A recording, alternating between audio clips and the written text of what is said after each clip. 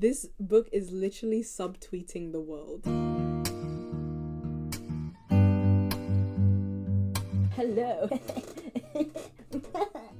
Oh no. Hey guys, what's good? What's poppin' in the hood? Welcome back to my channel and welcome back to another Bangtan book club. Idea behind Bangtan book club is that we read and discuss books that have inspired the inspirational, the iconic, the best artists of all time, BTS. This week we're going to be discussing The Ones Who Walked Away from Omelas. I don't have a physical copy of the book because I just read it online. It's a short story. It literally took me like 10 minutes. I think you can even find it on YouTube, but I felt like I needed to keep the consistency with the whole book throwing thing. But it does have something to do with The Ones Who Walk Away from Omelas, because this book is all about injustice and whether we want to pay attention to it or ignore it. So yeah, this book, when it said it's a short story, it really did mean short, but when I finished it, I literally was contemplating my whole life, my whole existence. It was so impactful. So the way this will work is I'll talk about my thoughts about the book and then we'll discuss the links to our boys, BTS. So this story has one main idea. It poses the question, would you allow the suffering of a child for the happiness of many? And that question is posed through the story of a fictional utopian city called Omelas. In Omelas, there's no pain or poverty or suffering. It's just good vibes, good times, 24/7. And you can literally do whatever you want and get whatever you want. You want a festival, you got a festival. You want an orgy, you got an orgy. You want a child to be tortured and malnourished? You got it. No, but seriously. Basically, the idea is that in this city, all this bliss that people are living in is at the expense of the suffering of a single child. So there's this child that's living in a basement and is just fed starch and grease, and they're completely naked and no one is allowed to show them any kindness, and they've been forced to live like this so people can continue to enjoy their life of bliss. The saddest part is that it mentions that the child knew a life before this. The child had a mother and it was love, but somehow it was taken to this place of suffering. If you feed the child or try to nourish it back to health, then the entirety of Omelas will completely wither and everybody will be suffering. So in the story, everyone is made aware of this when they're young, and sometimes they get angry and want to help the child, but usually they just are disturbed but realize that the suffering of the child isn't necessary for them to continue to live the life that they want to live. But there are some who can't bear to sit idly by and enjoy luxury at the expense of an innocent child. They are the ones who walk away from Omelas. Basically, they just decide to leave and they never look back, and they don't know what's out there, but they decide to risk it rather than staying in this city. So this book attacked me. How dare a book that's like 4 pages long, how dare it be this impactful? What? It openly confronts the reader to check your own privilege, especially in this day and age when everything that you can enjoy, technology, the internet, fashion, food, it's all at the expense of someone or something. We see poverty and we see natural disasters on TV and we turn a blind eye to it. Let's be real. This book is literally subtweeting the world. It's so messed up because the way Ursula Le Guin writes it, like the city Omelas, it's described as being like a futuristic city, but it's left vague enough, and she also asks a lot of questions that forces you to engage with it and build your own Omelas, the city where you would want to live. So it makes it very, very personal when describing the child. Like, the child doesn't even have a name, the child doesn't have a description of their features, and they don't have a gender as well. So it just forces you to imagine the child in like your own personalized way, which just attacks a bit harder because you're creating your own mental image of the worst possible suffering you could imagine for a child. And the fact that it is a child in this situation makes it horrible. For instance, I think if this was like an adult suffering for all of humanity, then maybe people wouldn't be as appalled. I mean, isn't that literally Jesus, right? Christians believe that Jesus died on the cross and suffered so everyone could live happily in heaven. But when it's like an innocent child, it's different. Whoa, sorry, I'm getting some deep thoughts. Okay, but imagine if like the people who turn away from Omelas are actually kind of viewed as the negative ones because the child is still suffering, but they're not even enjoying the spoils of the child's suffering. Oh, I don't know. This book is too much. I'm just thinking about too much. Anyway, let me get back on track. What was I even talking about? Originally, what I was gonna say was that this book kind of paints the people walking away from Omelas as the people who are the honorable ones, right? Because they can't bear to sit idly by and enjoy luxury when a child is suffering for them to have this. But I kind of don't agree with that, because I think that walking away doesn't do anything. The child is still suffering and there's still people enjoying their lives. Just because you don't have to see it doesn't mean it stopped happening. And I know that's not really what the book is trying to say, but that's kind of the interpretation that I'm taking from it as well. If you live in the utopia and enjoy the bliss, the child suffers. If you try to free the child, everyone suffers. So the child still suffers.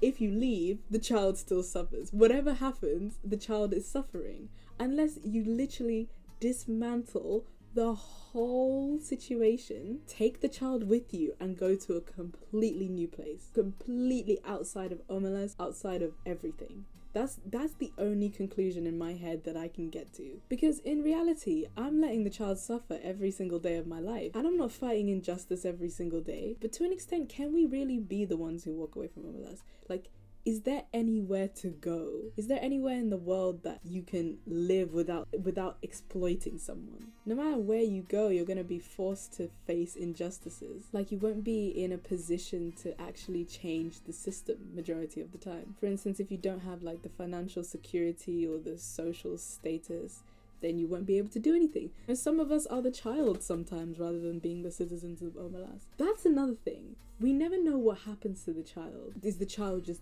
selected and taken from their mother and then forced to be tortured for years? And when the child grows up, I'm sure they have to keep it a child, right? When the child grows up, do they just like, does it die? Do they just go until the child dies? Or do they kill the child? Or do they let the child back into society? I don't know, like what happens? And then they get a new child maybe. And maybe you think, let me enjoy being the citizen because I've had to be the child for so long. I don't know, there's so many things. This story is literally so simple, and you could think of so many different scenarios. You're like, I know the suffering of the child is terrible, but I'm not in a position to change that, and I'd rather have, the suffering of this faceless child that I don't know than suffer myself. And a lot of people live that way every single day. Okay, so let's get on to the links to our boys BTS. Okay, so in the music video Spring Day, which by the way is one of my favorite music videos, period, full stop. Now I've read the book, my whole view of the music video has completely changed, which is a common theme in Bangtan book club. Originally, I was seeing it as referencing the Sewol ferry disaster and all about youth and friendship and losing a friend. Now I'm like, bro, Omelas is everywhere. There's this motel called Omelas. There's literally the festival happening. Like, there's chaos and there's fun everywhere and laughter and joy. And then Namjoon comes in and he looks perplexed. I always got confused about why Namjoon looked confused. So I see Namjoon now as a person who's just found out about the child in the basement and is contemplating Omelas and the whole city and everything. And then he gets ambushed by this surprise party. And he's confused because he's like, how can people be enjoying themselves when this is all at the expense of a child suffering? So we get clips of them living life as youngsters, being young and wild and free. And then you've got the train. Now, I see the train as also being a symbol for Omelas, but they reference Snowpiercer in the lyrics. It's basically a film where like all of humanity is living on this train because there was a big apocalypse and the whole world is frozen over. In the back of the train is where all the poor people live. The front of the train is where all the rich people live. And Chris Evans gets sick of being poor and decides to make his way to the front of the train and confront the conductor. So he represents the people who are in control of society. The 1%, the big leagues, etc. But in the richer carriages, you see that they're all living lavish lives. Meanwhile, it's all at the expense of the suffering of all the poor people in the back end of the train. At the end of the film, they realize that the world is actually habitable again, and it has been for some time. All these people didn't need to suffer or die or be exploited for the rich because they can actually leave the train. They just needed to leave the oppressive society. So back to BTS. In the music video, Namjoon kind of represents Chris Evans. Okay, how did I get here? Namjoon is Chris Evans. No, as a person who's just like trying to figure out what's going on, and then JK kind of follows his lead and goes back through Omelas, or the train, which represents society, because he decides that he doesn't want to be content with living this lavish lifestyle at the expense of suffering. So he's going back through the train and he thinks he's alone, but then he remembers he will never walk alone, and they leave Omelas together, representing them leaving the oppressive society together and step out to find something new. They're the ones who walk away from Omelas. They decide to take the risk. But now I'm thinking about the book. You could also see JK as being the child. Bear with me, because all these images around JK, why am I calling him JK?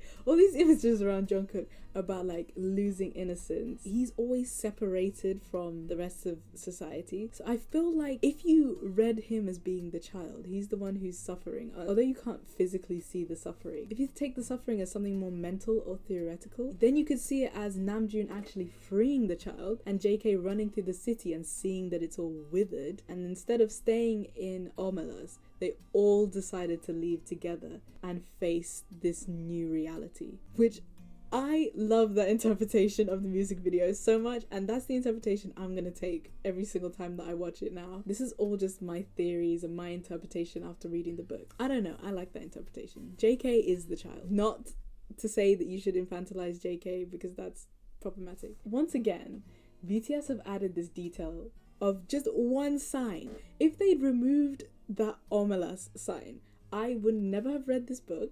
I would have never been shook to the core. I wouldn't be making this video right now. But that one sign saying Omelas changed everything. Created a whole new storyline that you could read into the music video, which is insane. So this whole song has become not just a song about grieving and remembering the loved ones that have passed away, but it almost becomes a call to action, to not sit idly by while injustices are happening around you, to face injustice and actively walk away from an oppressive society. This is like not today almost, but it's so subtle. In a subtle way, they're saying it's okay to want something better, but you've got to actually make it happen, which I think is so dope. Like, that's so cool. So that was my discussion on the ones who walk away from Omelas. It was a bit of a mess because I kept on going on tangents and like pausing for like 5 minutes at a time just contemplating this book. There's so much packed into these like 4 pages. I don't know how many pages this is. It's probably like 10 pages. Even though you know the premise of the story, I urge you to read it yourself, because no description of this book can actually compare to experiencing the story firsthand. The ranking. Okay, so I'm gonna rank this book on 4 different criteria. First one being big brain. As you can see, I've been contemplating this book all day. It's just 8.5 for big brain, and I'm not gonna stop thinking about this book for like at least a week. Number 2, writing style. 8.5 again. I really like her writing style. Like, the story is so short, but somehow she manages to squeeze in these like little witty remarks. It was very well written, and it was very uniquely written in a way where it positions you as the person who's creating your story. And links to BTS, I would say 6.5, because it's one sign in one music video. But the thing is, it's so prominent that I've got to give it at least a 6.5.